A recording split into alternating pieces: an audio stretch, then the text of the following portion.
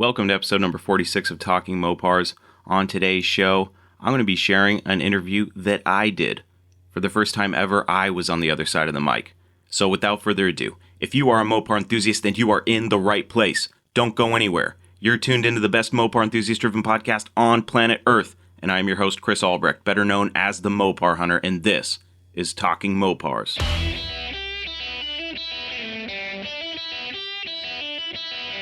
You're listening to Talking Mopars with the Mopar Hunter, your direct connection to all things Mopar.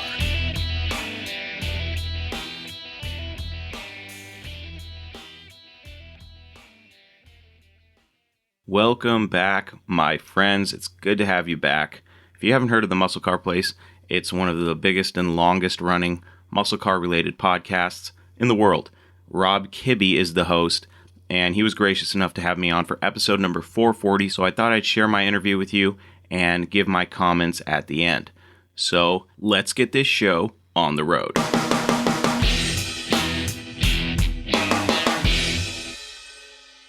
Today, our guest is Chris Albrecht. Chris hosts the podcast Talking Mopars. He has billed this baby as the number one Mopar podcast on planet Earth, which I like, and he himself is known as the Mopar Hunter. Since our 440th episode was coming up, I thought it would be good to do something to mark the occasion, and maybe he'll correct me here, but when it comes to Mopar power plants, I think 440 may be the one I think of first. Even more than a 426, even more than a 3... Really, 440 is what I think of first. But what I really want to do here is focus on Mopars and celebrate kind of a special day. Chris, welcome to the show. Thanks for having me on, Rob. I'm happy to be here. Totally. So, Chris, let's set some ground rules here. I'm a podcaster. You're a podcaster. We either have to work together or we got to go to like the death. And only one of us can win. I'm all for working together. Sound good? Me too, man. Before I ever got into podcasting, I was a fan of many automotive podcasts, including yours. And that kind of paved the way for me to go, you know, I'm obviously not going to do a podcast about muscle cars because that would be competing with the big dogs. But I decided to focus my podcast on what I'm absolutely 100% passionate about, which is Mopars. Totally. And most of that was tongue in cheek. And it's a big world out here, man. There is so much room and opportunity. And I have made more friends in the podcast space than I can even count. And it's always been a good thing. It should be that we're competitors, but we're really not. I don't know why it works that way, but it works hand in hand, and I really enjoy this. And I can't wait to learn more here. So, Chris, let's start at the basics. Before you even get to the Mopar stuff, this is our first conversation ever. Where are you? Where'd you grow up? How'd you get into just loving cars? I grew up in Seattle, Washington, and I currently live about 30 miles north in Marysville. I grew up around Mopars. I spent a lot of my formative years in a 1975 Dodge Custom, what we know now as a boogie van. Really? Yeah, my dad bought a 75 cargo van, a Dodge, black, nothing in it, completely gutted. And he built it from the ground up. You know, the shag carpet, the bed in the back, the spoiler, the porthole windows, the side pipes, the Krager mags, all of it, the fender flares, the whole kit and caboodle. Along with that vehicle, my dad in 1985, I was born in 1985, I'm 35. Mm-hmm. And my dad bought a brand new Dodge Daytona Turbo Z in 1985, black with louvers. And the car has a talking computer in it. So it will tell you if your doors are ajar and things like that. And as a kid, I thought that was the coolest car ever because I'm watching Knight Rider on TV and my dad's car, you know, as a young kid, I'm like, oh my God, my dad's car talks too. So ever since I was young, Mopars have had an impact on my life. And when I was young, my dad didn't have a Mopar muscle car, but I had heard stories of his 1969 Dodge Dart that he used to go to the street races with and just have a general good time with. And I was always intrigued. I'm a car enthusiast first. I respect anybody that has a passion for cars. I don't care if it's a Ford, Chevy, or an import. I respect it all, but I've always had a deep-seated love for Mopars. And when I got older, I could finally afford to get myself a couple projects. So here we are. What were your first projects? My first Mopars were a 1969 Dodge Dart, coincidentally the same color as my dad's. Neat. I found that, and now I also have a 1976 Dodge D100 short bed pickup truck that I love as well. And that was kind of like my answer to the C10s, because I've had C10s before in the past. Before I got into buying my own Mopars, I worked for a construction company and the owner bought me a C10. So I've had my fair share of different vehicles, but something always dragged me back to Mopars. And when I was finally in a position to get myself a couple, I never looked back. Cool. That's awesome. All right. So the first two vehicles that exposed you, I was exposed to those same two vehicles. The Boogie Van. Oh, really? My neighbor, it's such a long story and it sounds a little, I assure you everything was in the up and up. But my neighbor's brother-in-law had this Boogie Van, and my neighbors and I were just really good friends. And this is when I was a kid, and we would cruise in the Boogie Van, and I think he was selling drugs out of it. And now when I look back on that, I know that. It was awesome. It had a mattress in the back and side pipes, and it was super cool. Big open slot mags. A lot of the stuff that, went out of fashion and now back in fashion, that type of stuff. And the Z that you talked about, the Daytona, I don't know that I was in that particular car, but I remember the talking computer in all of the cars of that era from Chrysler. The digital readout on the dash, like, oh my Lord, it's block letters. It's going to tell me everything. It's so accurate. It was the future back then. It was the future. That brings back a lot of fun memories. So for me, and I don't know if I'm going to pass your Mopar test, but mine totally came from TV. I'm sure you know this. I fell in love with the Dukes of Hazzard as a kid, like a lot of kids from my era. And to me, generally that Charger, that body style, it's not even a car. It's like human. It's so good looking. It's like Superman combined with Lone Ranger's horse. I mean, it's more than a car. And that's what got me interested in learning more about Mopars, period. So I kind of like all muscle cars in general. I grew up in a GM family. That's still probably my first love, but I've now had them all. But really, I finally got a 69 Charger. We've made a really accurate season 2 era from the Dukes of Hazzard generally out of it. I've learned a lot about it. My first experience, though, personally with Mopars, and I'd be curious if you had one of these too, was actually kind of like a roadkill experience. My family had a late 70s, 25-foot long RV, and the power plant was a 440. And that meant all of the running gear stuff was Chrysler. So it had an ammeter on the dash, right? I mean, it had a full Chrysler, basically 1-ton truck, running gear up front. That was my first experience with it. How about you? Have you ever run into like RVs? Is that important to you? That's also where 440 came from. That was the first 440 I ever saw.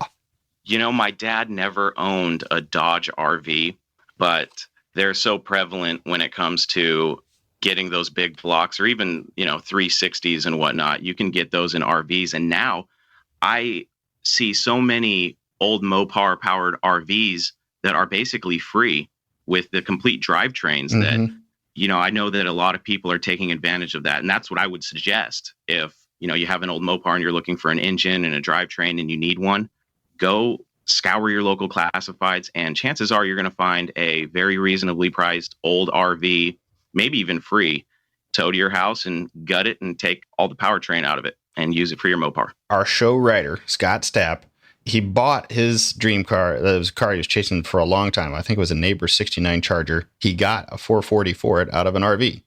Yep. And he brought this claptrap RV home, and he just cut the RV apart to get to the motor. I mean, it was just cut it up and throw it away. When I got rid of my family's RV, I felt pretty bad about it. And I remember I took it to a donation center, which just happened to be a junkyard. And I told them, could you maybe not cut this up? Because someday I'd like to come back and get the engine. That's funny. I don't think that they listened to me, but well, tell you what, I would like to get a little Mopar education here. I'm not sure if you'd rather talk about the Mopar Hunter side or just start walking us through different Mopar lineups and powertrains. Actually, I do know what I want. What's the Mopar Hunter? What does that mean?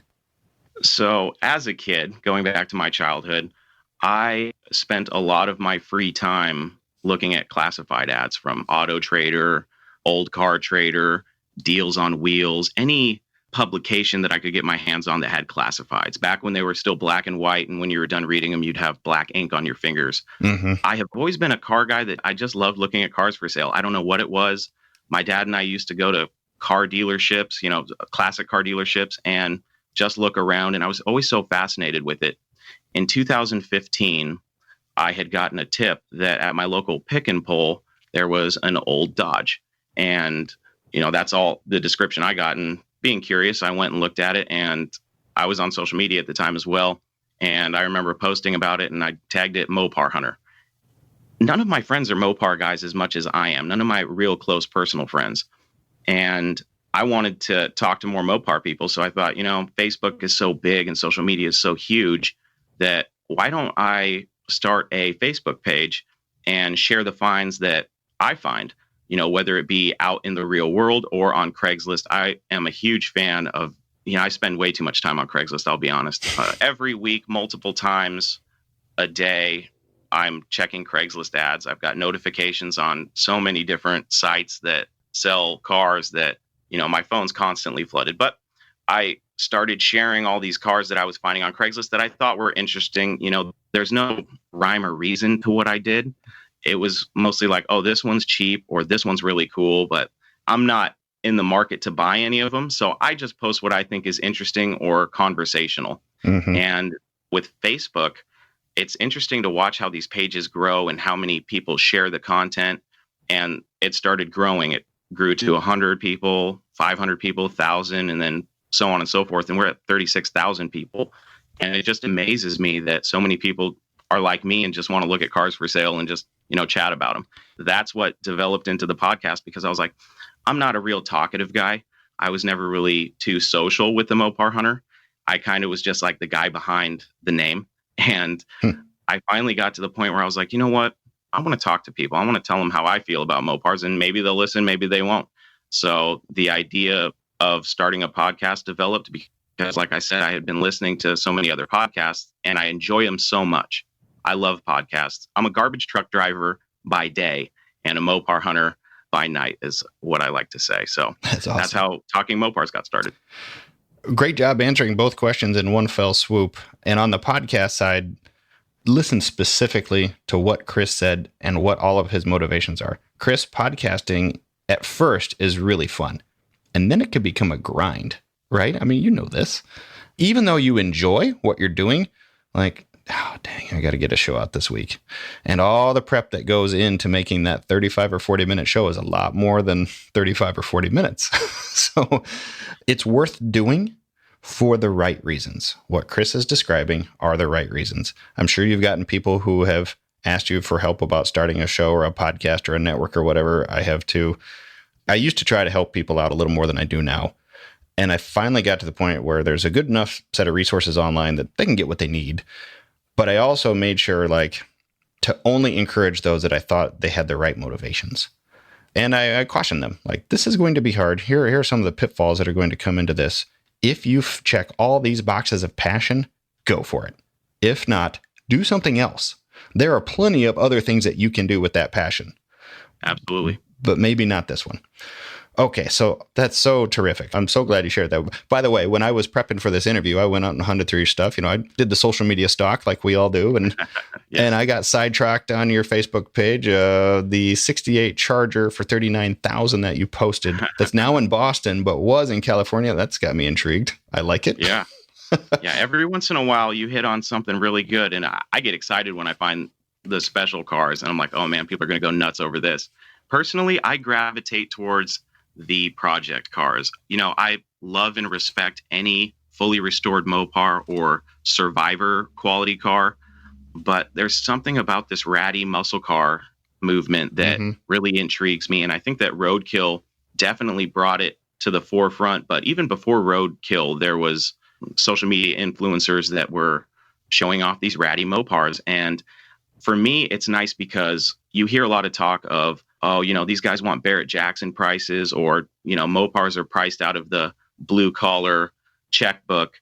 And for me, I'm like, you can still get a cool project car that, may need a little work and some elbow grease to get running and driving. But there's also some complete project cars that maybe aren't running that you can get running really easily and just have fun. You don't need to have something really shiny to have fun with these old cars. You really don't. And Roadkill has definitely proven that. So I'm really excited that the movement is growing. Like if I go to a car show, like I said, I love all the shiny stuff, but If I see a clapped out 68 Charger RT, that looked like somebody just pulled it out of a shed for 30 years, I'm probably going to go check that thing out first and just see what it's all about, to be honest. I will as well, for all the same reasons. And as I've gotten older, the hot rodder in me never would have understood this, but this 68 Charger that you've shown here, this is not a car I would have ever been interested in 10 years ago. But I'm interested in it now, especially that I've had a Charger, because this is, presented as an original car. And now I kind of understand why there are values to that.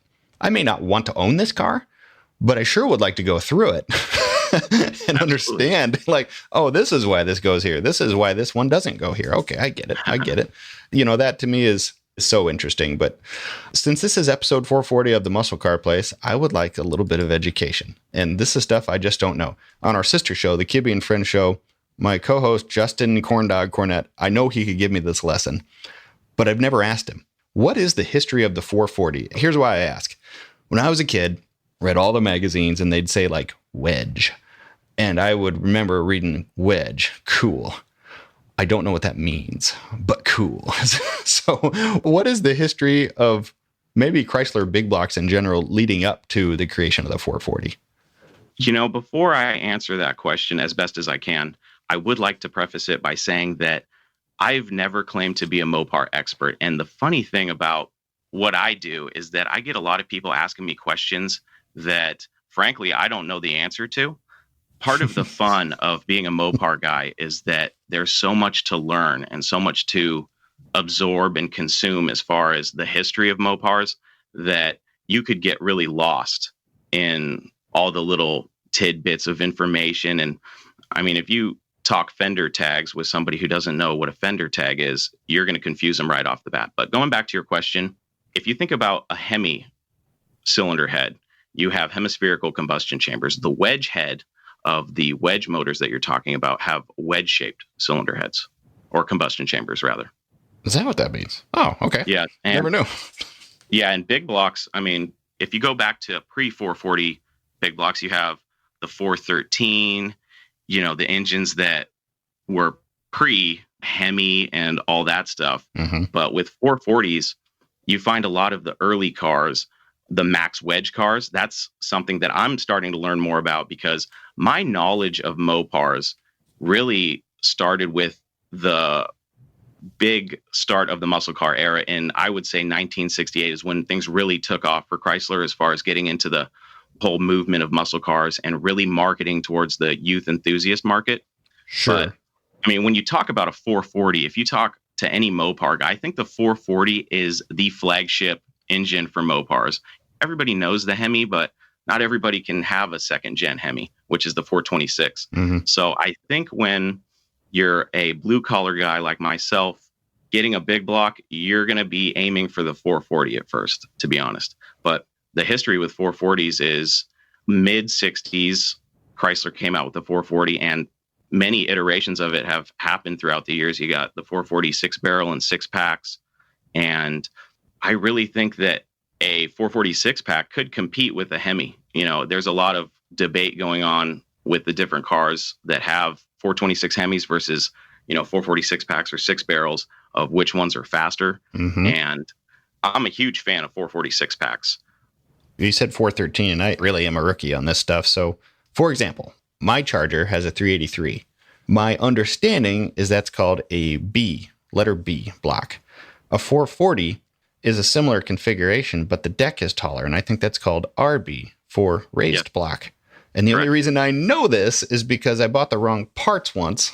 Uh-huh. And when they didn't fit, actually my buddy Cody said, is this B or RB? And we had to do some digging, and we had ordered the right part, but been given the wrong thing. And it was like the Valley tray or something like that, that goes under the intake manifold. And sure enough, we had the RB, and what we needed was the B. So that made me think, well, I think there's some commonality in the blocks in here. Maybe there's more to do with, the internals of them, besides just the fact that one is taller deck than the other. But then you said 413. Are 413 and 440s related, or are they just related because they're both big blocks? They're definitely related because they're big blocks.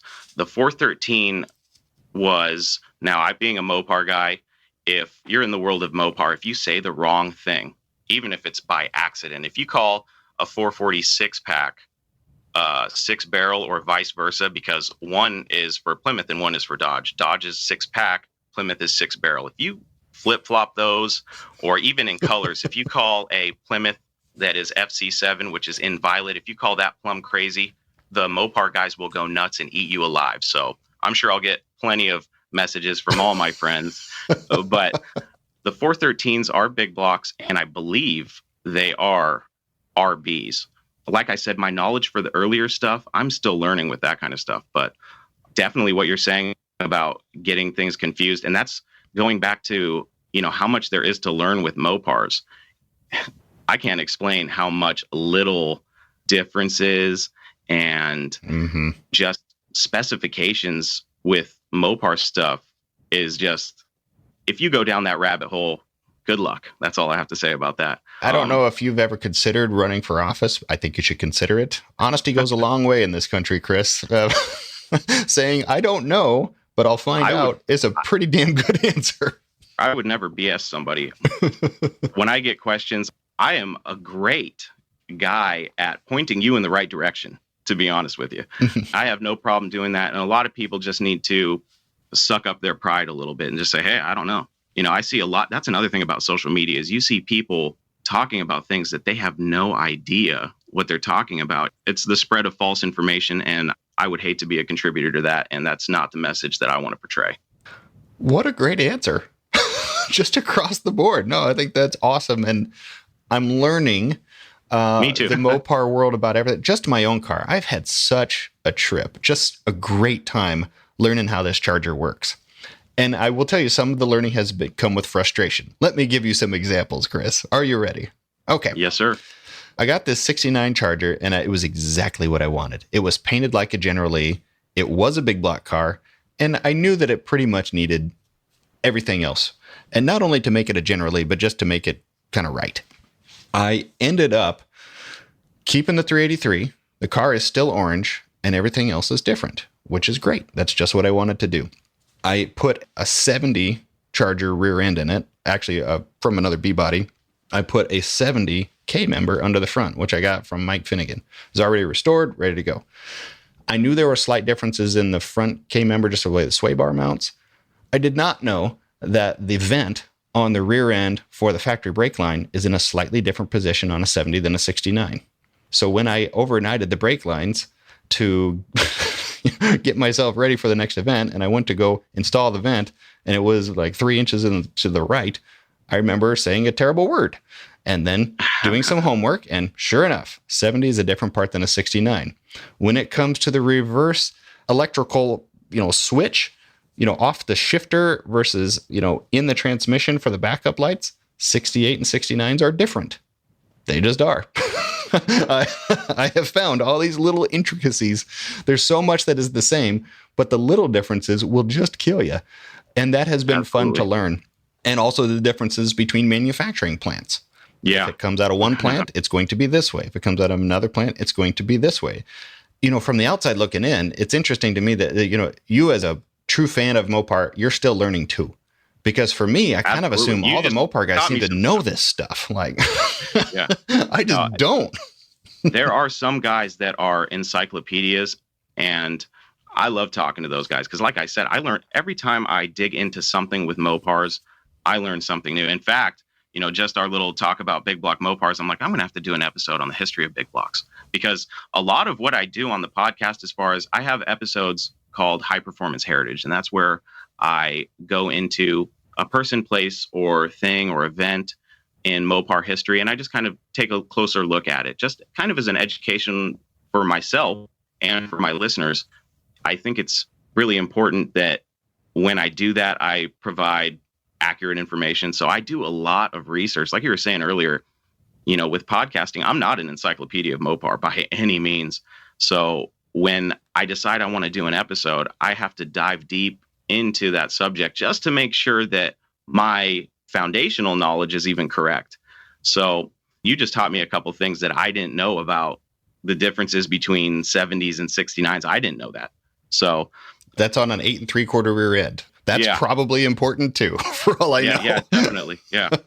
So it's little things like that where I'm just like, wow, sometimes I'm like, maybe I'm in too deep. Maybe I should have, maybe I should start a different podcast or something. But I really do enjoy and love and have a passion for learning everything I can about Mopars. There's just so much to learn in so little time that I kind of pick and choose different eras and things like that. I have some people that reach out to me and go, hey man, when are you going to do an episode about this? Like the forward look cars of the 50s or, the turbo Mopars of the 80s that we were talking about earlier. I have to tell them the world of Mopar is so big and vast that we're taking off little chunks at a time. And that's why I bounce from generation to generation, 60s and then modern stuff, just because that's another issue is that there is definitely a gap in modern Mopar enthusiasts and the classic Mopar enthusiasts. Now, some guys float back and forth like myself. I like it all. I love all Mopar stuff. Mm-hmm. I've noticed that there's a lot of guys that have, say, new Challengers that don't even know what a Scat Pack is or how that even started, or they don't even know what Mopar actually is.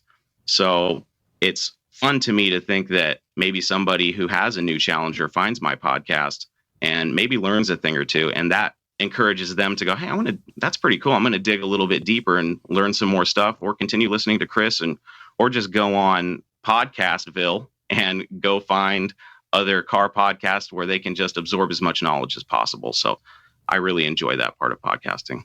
Well, it's interesting here. So our corn dog Cornet, my co-host on Kibbe and Friends, he is an encyclopedia of this stuff, and he has a photographic memory, and he's also just a very kind-hearted person. And he has helped me with every problem I probably have ever had, especially when it comes to these things. And the reason that he knows them is because he's encountered them prior to me. He has restored a lot of these cars, and the older ones are his passion. One other thing that he told me is, prior to 68, the performance was all there.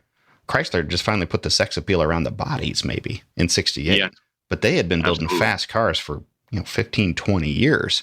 And some of them looked like your mother's car, right? I mean, they just weren't that good looking to some, especially in the early 50s with the Hemi cars. But now today, they're kind of all beloved. Let's end on this one, on the newer one. I noticed on your website, you had a link to DIY Hemi. That's Blake Anderman. He is just a superior human being, period.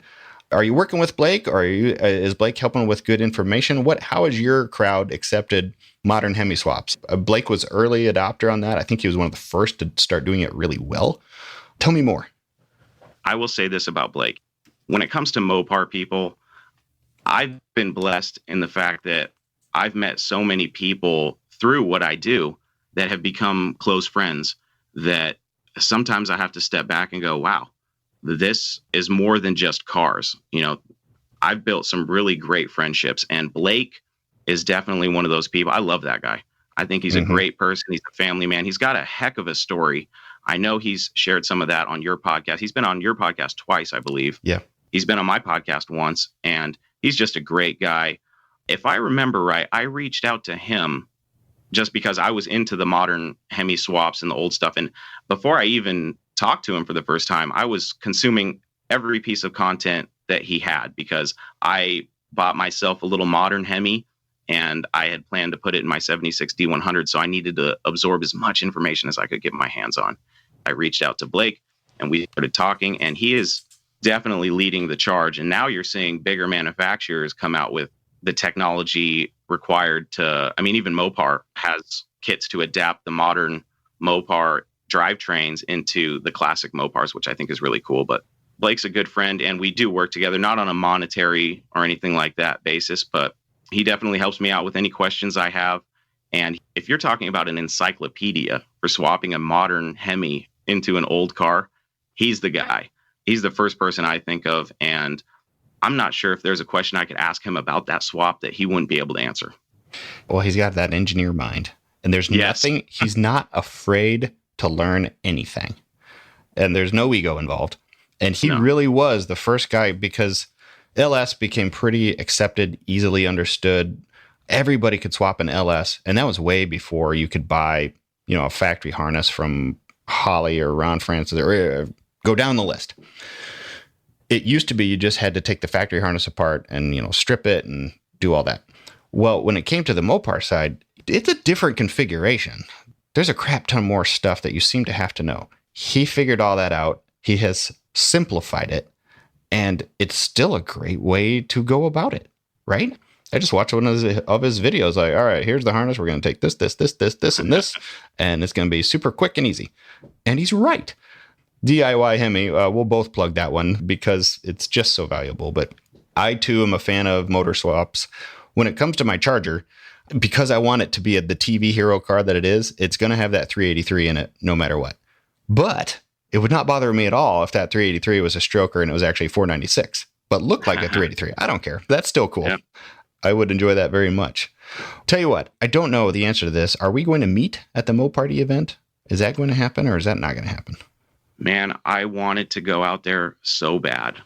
I don't know if I'll be able to get the time off of work. And I've already tried to create an itinerary of how I would make it work because I would have to leave on Friday night. But all the flights heading out of Seattle to get to Nashville don't get there till the morning.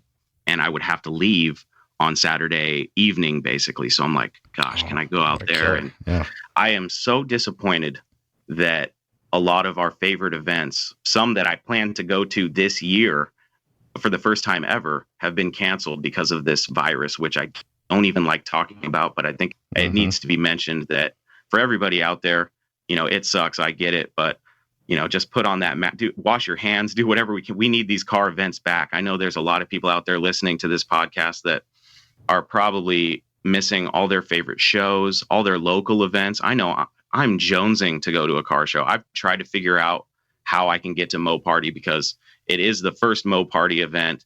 And I feel like a piece of my soul is gone for not being able to make it to that event. And I'm still going to try, but I can't guarantee anything. I would love to go. I think it's great what Holly's doing. I will definitely be there next year. I will do everything in my power to be there next year. Hopefully they have a second annual. I think they will. 2020 sucks. I'm not going to lie. It's just the year that keeps on giving of crap, right? God, man. So if we do meet this year, great. If we don't, if we can just get enough internet access, I'll just call you while we're there. And that would be great. I would love to hear about it. Yes, absolutely. I would love to, keep in touch, especially just because of the passion here. It has been a joy getting to have this conversation with you, and I look forward to the next one. What's the contact info you'd like people to go to? How do they find more about you? The easiest place to get in touch with me or listen to my podcast is just by going to talkingmopars.com or pick your favorite podcast app and just search Talking Mopars. You'll probably find my podcast, and I wouldn't be surprised if Kibbe and Friends or the Musclecar Place pops up either. It seems like every time I search for my stuff just to see how I'm ranking, you're always there, Rob. Well, that's called being here for a long time. Sometimes just showing up every day is also a way to get a good grade. You don't have to be good. You just got to show up. All right, man. You have a great day, and I'll catch you later. Rob, you too. It was a pleasure. Thank you for having me on.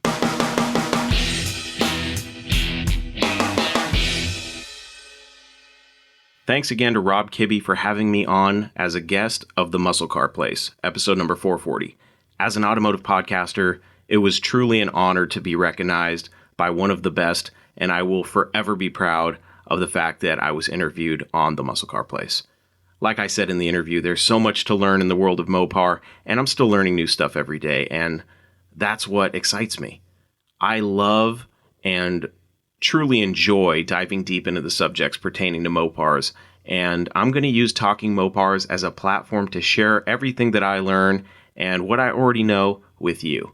I want Talking Mopars to be a hub for Mopar enthusiasts to thrive as a community, and I'm going to keep doing what I'm doing, and I hope that this podcast is a platform where all Mopar enthusiasts can come and feel welcome, whether you're new to Mopars or you're a walking and talking Mopar encyclopedia, because we need those guys too. And next week, we'll be having an installment of High Performance Heritage about the Max Wedge engines and the introduction of the 440s, because, I was nervous during the interview. I'm not going to lie. It was a huge platform for me to help grow my podcast and to get my story out there to even a larger audience than my own. And, I actually know a little bit more about 440s than I led on to during the interview. I folded under pressure. Now, I don't know a lot. And I will admit that. And that's why I'm diving deep in the max wedge engines, because I knew that prior to the 440, you had the other B and RB engines. And, you can't mention the 413 without mentioning the 426 max wedge. You know what I mean? So there's a lot to unpack there with the max wedge engines and the introduction of the 440. So I'm going to get into it next week. So look forward to that. Long live big block Mopars. I hope you enjoyed my interview from the Musclecar Place, and I hope to talk with Rob again someday. If not on his show, then on this show. So thanks for listening to the interview, folks. No Mopar left behind.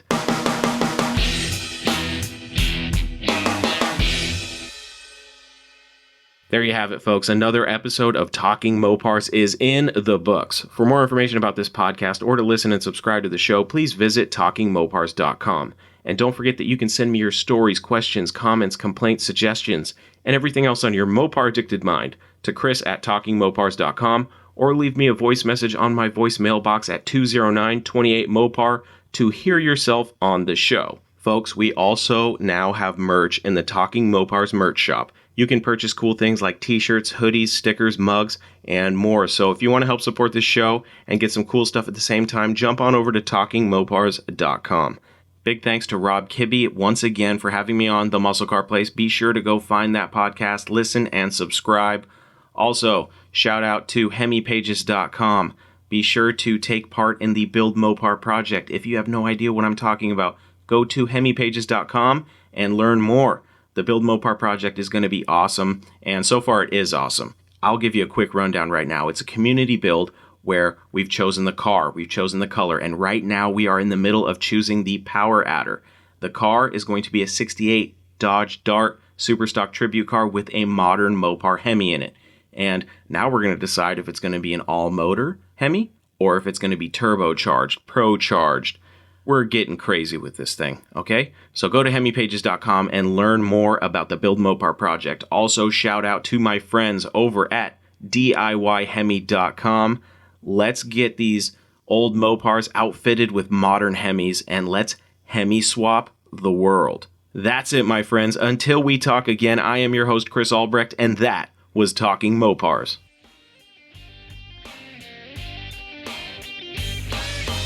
Thank you for listening to Talking Mopars, your direct connection to all things Mopar.